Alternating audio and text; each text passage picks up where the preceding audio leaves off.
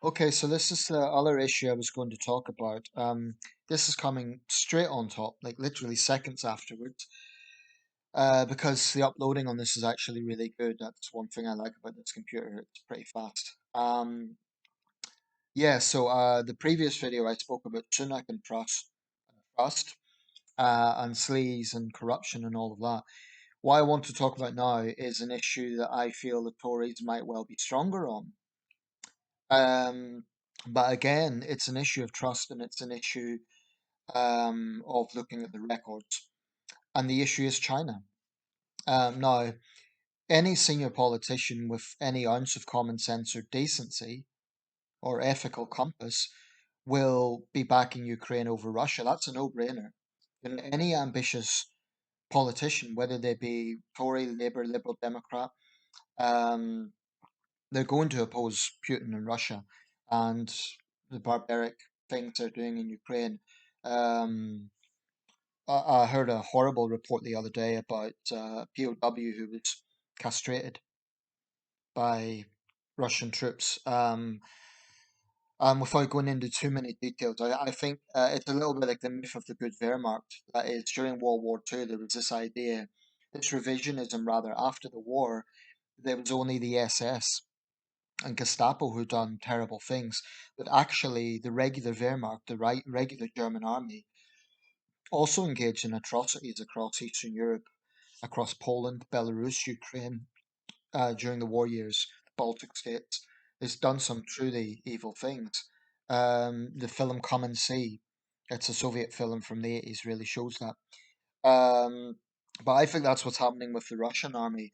There will be outliers, there will be brave troops and officers who defy orders, but they're going up against a very, very corrupt system.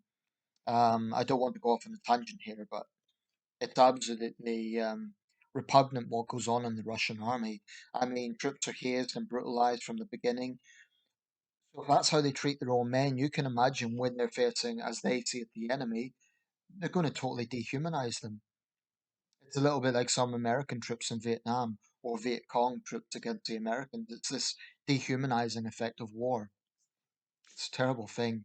But if there is ever trials over this, then I hope those Russian troops are held to account and the senior officers. China. Okay, I'm going to look at a report in the Times that I was looking at the other day. So yeah, it's great that senior politicians take a robust stance on Russia, but China has not gone away. And with what's happening in Ukraine and Putin's aggression, we shouldn't take our eye off what China's doing. Nancy Pelosi, I understand, is going to make a visit to the Far East. Xi Jinping has been making typically thuggish threats against Washington about not interfering in Taiwan, yet they have clearly threatened Taiwan. I think China's biding its time. They're sort of seeing what plays out with Ukraine. Um, but we could see a very serious international incident if China decides to retake Taiwan by force. The Taiwanese, understandably, are nervous and they've been preparing for this. But anyway, right now, both Sunak and Truss are talking tough on China. I have to say, my gut feeling, notwithstanding my previous criticism in the previous video, which I stand by, when it comes to foreign policy, my gut feeling is that Truss has been a strong foreign secretary. I don't like her defence of Johnson, and she's a Tory, so I'm going to have big differences on the domestic scene. But internationally, I do give her credit. She has shored up trade deals. She shored up, she gained trade deals with Japan, with Australia. She deserves credit for that. And she has been consistently, at least as Foreign Secretary, tough on China. So I'm going to look at a report here in the Times. This is from the 26th of July. This is the report, and hold it still.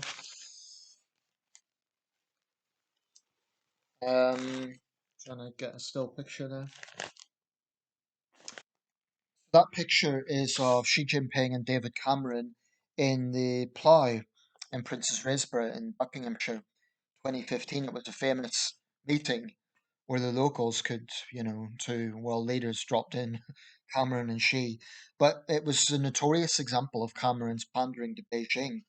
Anyway, that was 7 years ago, and I think that the Tories have learned the lesson now that it's a mistake to pander to China, or at least I hope they've learned the lesson, because it was one of the worst mistakes that both Cameron and Osborne were complicit, that administration made, was their overt pandering to China more than any other British government in recent years. I mean, every government done it. The Blair government done it. The Brown government done it. But the Cameron government really done it. Anyway, uh, analysis. How has the government's policy on China evolved? I'm going to read this out, so just bear with me. It's not too long, but I think it's important to read this out. The hawkish language is a measure of how far the party has come in the 7 years since President Xi had a cosy pint with David Cameron in the 16th century pub in Buckinghamshire. That 2015 trip was a high point in the golden era of relations. I remember in the Chinese embassy when I applied, they were really making a big thing of that. When British policy focused on the economic gains of the increased trade. The list of Chinese backed projects approved in this period now makes uncomfortable reading, with ministers desperate to unpick deals to build nuclear power plants and other key infrastructure. The turning point came 2 years ago after a rebellion by Tory MPs over plans to allow Huawei, a Chinese telecoms giant, to build Britain's 5G network. Boris Johnson flip flopped on that, not one of the better aspects of his legacy. Johnson was tough on Russia, he flip flopped on China. Amid emerging evidence of gross human rights abuses against Uyghur Muslims in Xinjiang, a crackdown on free speech in Hong Kong, and condemnation of the way Chinese state withheld information about the origins of the coronavirus pandemic, the MPs forced ministers to think again. This is where backbench MPs really deserve credit. Since then, the rhetoric on China has hardened, and relations with Beijing are in deep freeze. About time, as far as I'm concerned. What has Truss said? And this is looking at the records. The Foreign Secretary delivered a speech this year making clear that she considers China an adversary rather than a trading partner. In the address at Chatham House, she said Western allies needed to be tough and united against aggressors, and Britain would prioritise security and respect for sovereignty over short term economic gain. Judging by a previous record, this hawkish position seems relatively recent. As an education minister in 2014, she went to Wuhan, Shanghai, and Beijing. On her return, Truss vowed to improve Mandarin and maths teaching in schools through collaborations with Confucius Institutes in Britain. Not great, Liz.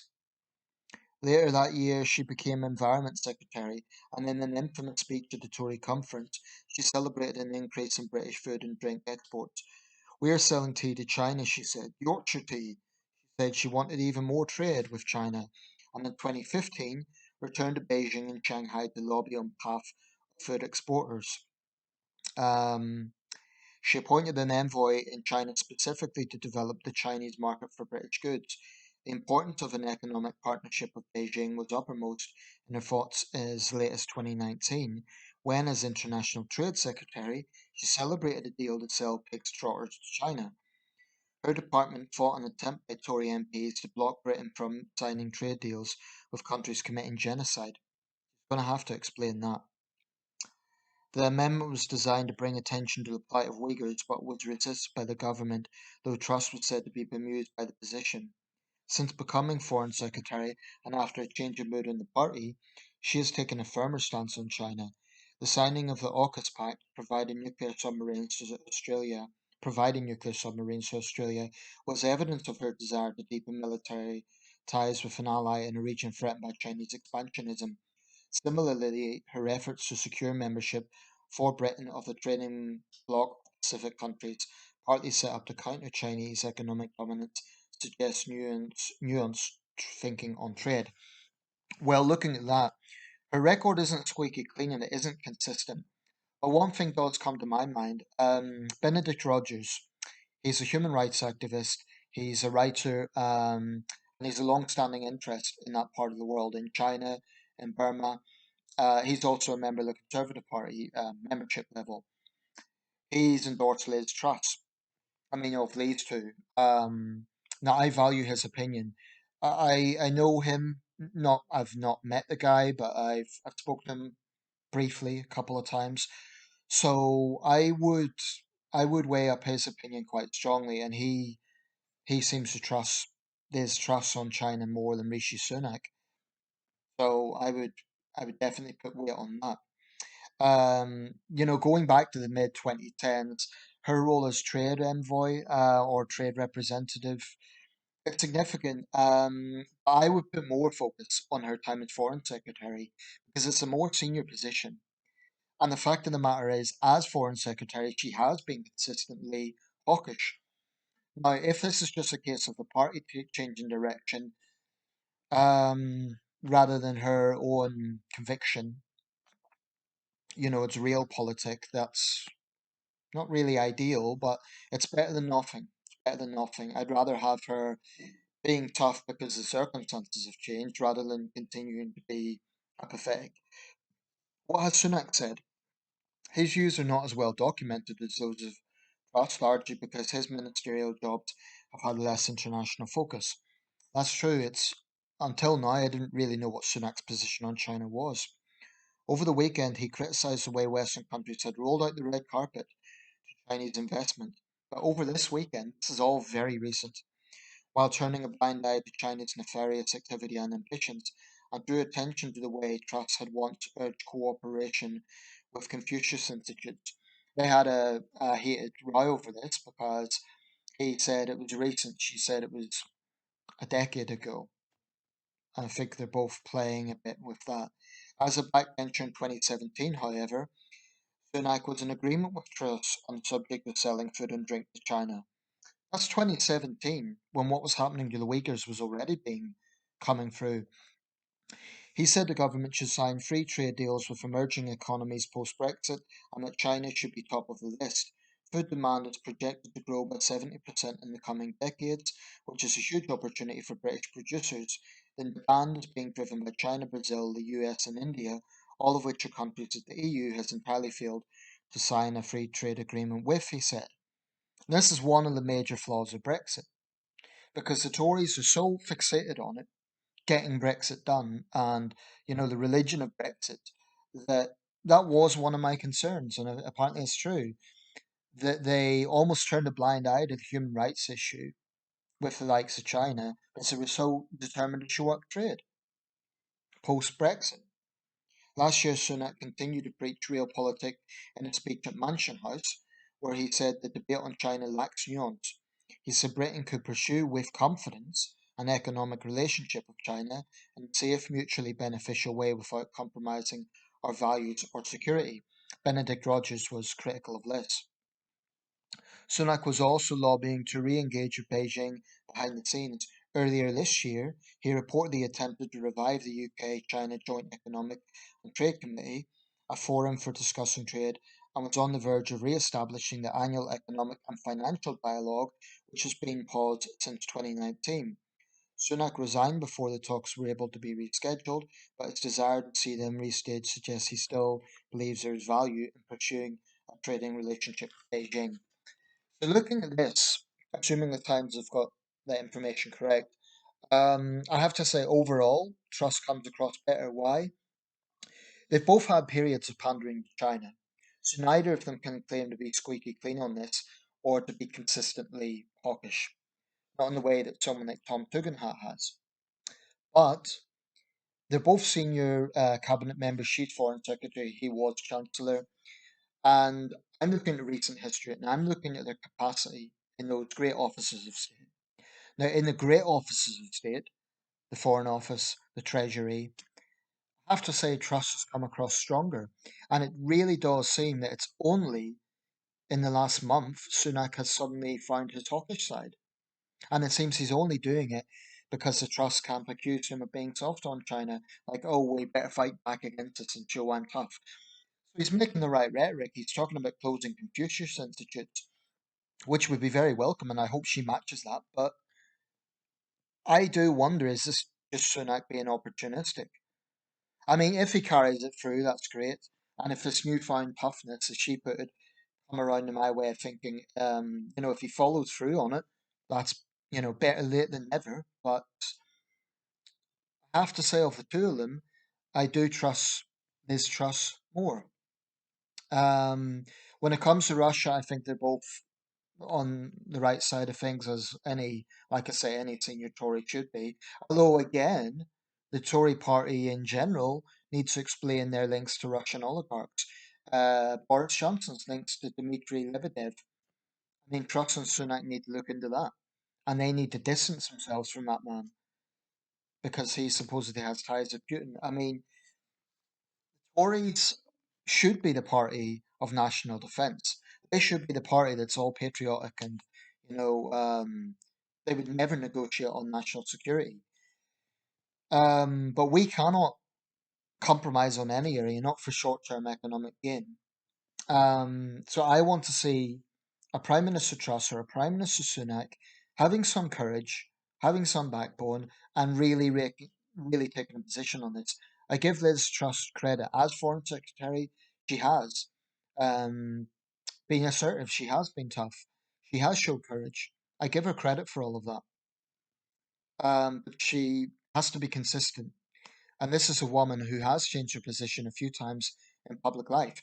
There's nothing wrong with that. People change their minds in every walk of life, but not on national security. We cannot compromise on this. So if Sunak is just saying all of this to sound tough now, it makes me think he's not entirely sincere. I would like Mr. Sunak to explain his Mansion House speech. I would like Mr. Sunak to explain why he has been pandering to China so recently. Truss has as well, but not quite as recently, and in more junior positions. Overall, I think Truss comes across as a bit stronger on this area. But at least they're both putting out the right rhetoric now. But again, this kind of blue on blue thing where, oh, I'm tougher on China than you are, I'm not sure if it's the best strategy. It could actually play into Beijing's hands. I mean, they're going to be exploiting this, so I think both candidates should be careful not to really rubbish the other too much, because both Russia and China will exploit that. Um, that's just real, you know. I would be diplomatic not to do that. Anyway, let me know your thoughts. But I would like to see a closing of Confucius Institute. I would like to see them take scrap the Huawei deal completely. I don't care what the Huawei executives say. Any major Chinese company has to answer to the Communist Party. Um, and most recently, this case of Drew Pavlo, I made a video about that. If it is found that the Chinese embassy was responsible for false emails purporting that this young man was a terrorist, falsely smearing him as a terrorist, then I think they should recall the ambassador and, if necessary, expel the ambassador, or at least threaten to do so. If Beijing insults us, as they often do with their so called wolf warrior diplomacy, we need to recall the ambassador. We need to show them that we're not going to be pushed around. And I think for too long, Beijing has seen us as a soft patch because of the trade issue. And they have this idea that because they're the world's second biggest economy and the world's biggest military by manpower, they're kind of unstoppable. Also, soft power. Universities are overly reliant on Beijing. I want Prime Minister Sunak or Prime Minister Truss and their government, and the same applies to Starmer when and if he gets in, to really understand this, to understand we cannot trust them. I think university departments that are overly reliant on Beijing, particularly in areas, for example, where there's scientific research that might have links to the military sector. I think universities should be warned to be very careful. And if there are academics that, for example, are sharing sensitive information, they need to tread carefully because they may well be engaging in espionage, or even inadvertently, they may be, well, it would be profoundly naive if they're sharing information with what they see as their counterparts in China who actually have military links. So I think the government needs to basically put their foot down with universities. You know, I think the body's called UK Universities International, something like that. The new president, the new CEO of that organization, she said there would be grave effects if there's a deterioration in Sino-British relations. There would be a grave effect on tertiary education. Well, right now we need to be less reliant, and she needs to explain, or she needs to show that she's not just another stooge of Beijing.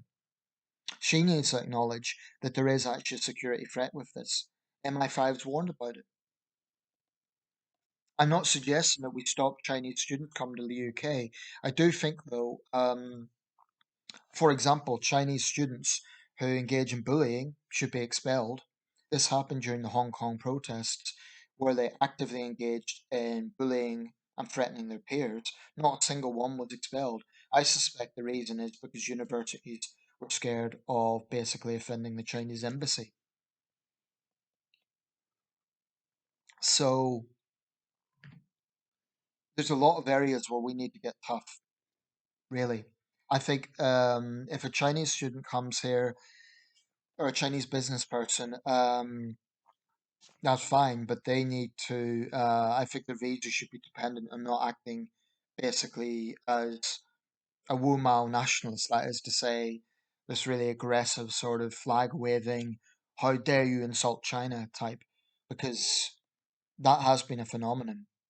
And I'm not generalizing, I'm not saying that's across the board. I'm just saying we have to get very assertive on this.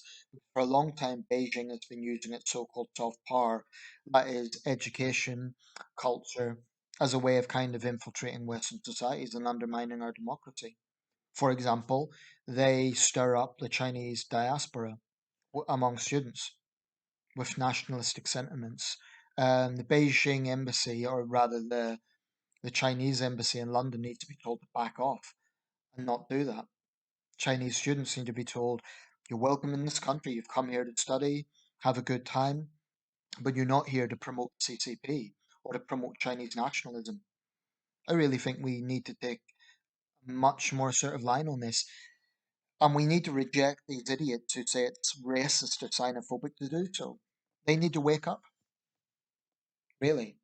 So there's a lot of areas we need to look at, but I really think this is going to be one of the defining things of the 21st century, East-West relations. And I think so far its behaviour proves we simply cannot trust Beijing. We may not be able to totally cut off ties, so I'm not suggesting we throw out the ambassador tomorrow, but we definitely need to take a tougher stance because this policy of appeasement and pandering and kowtowing, all that does is embolden them to think they can push us around even more. It's not a sensible policy. So Truss and Sunak need to show that they're sincerely consistent and tough on this.